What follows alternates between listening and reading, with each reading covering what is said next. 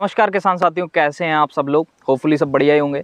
अगर भारत देश की बात की जाए तो बहुत सारी ऐसी फसलें हैं जो कि एक मेजर स्थान रखती है। उसकी आज हम लोग धान की बासमती वैरायटी जो आती है अपने देश विदेशों में एक बड़ा ही नाम रखती है, क्योंकि इंडिया का जो बासमती ब्रांड है वो एक सच में एक बड़ा ब्रांड है। तो अगर हम बात करें धान की तो लगभग 91,000 करोड़ का पिछले साल हमने रेवेन्यू जनरेट किया है केवल बासमती किस्मों से, और इस साल 1 लाख करोड़ के ऊपर जाने की संभावना है। तो एक बहुत ही मेजर क्रॉप है और इसी को लेकर के हमारी आने वाली वीडियो होने वाली है, क्योंकि मौसम और समय भी इसका ही आ रहा है। तो सबसे पहले अगर हम बात करें तो हम धान के बकानी रोग के बारे में बात करना चाहेंगे। इसके 2-3 स्टेप हैं, उसमें बताऊंगा कि कैसे हम इसको रोक सकते हैं, ये कैसे फैलती है।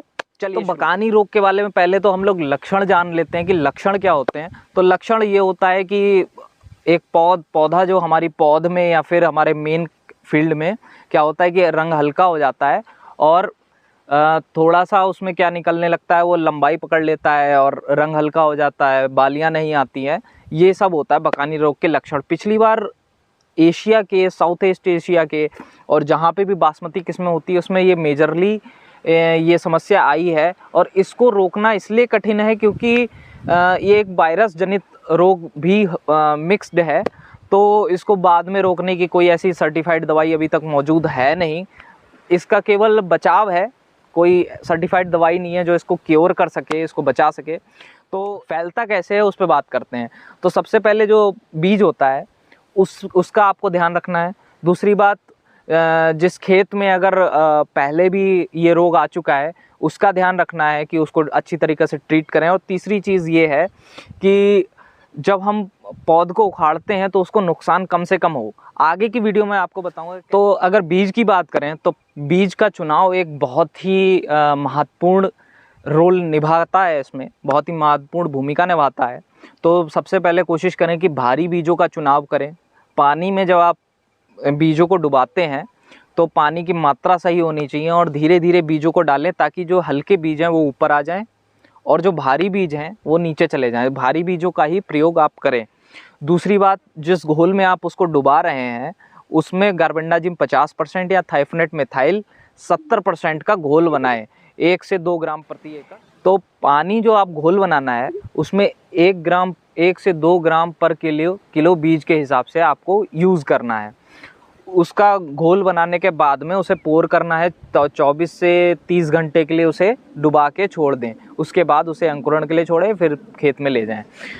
दूसरी चीज़ क्या है, जब हम लोग जब पौध उखाड़ने का समय आता है उससे 7 से 10 दिन पहले थाइफनेट मिथाइल या फिर से कार्बेंडाजिम, जो आपका पहले भी आप बड़ा पैकेट मिलते हैं, छोटे पैकेट कम मिलते हैं, तो बड़े पैकेट अगर लाए हैं तो उसको ला करके 100 ग्राम पर मरला, 100 से 150 ग्राम मरले में छींटा मार दें।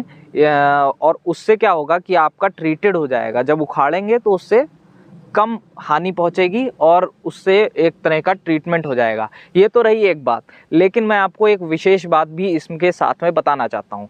अगर जो पिछली बार आपने फंजीसाइड यूज़ किया था, मान लीजिए आपने कार्बेंडाजिम यूज़ किया था, तो कोशिश करें इस बार थाइफनेट मिथाइल यूज़ करें, ठीक है। या फिर अगर वो भी नहीं यूज़ करना चाहते तो एक एजॉक्सी प्लस टेबू, जो कि कस्टोडिया के नाम से आता है, इफ्कोका सोकोयाका के नाम से आता है, या फिर एजॉक्सी प्लस डाइफेनाकोनाजोल, इनका प्रयोग करें।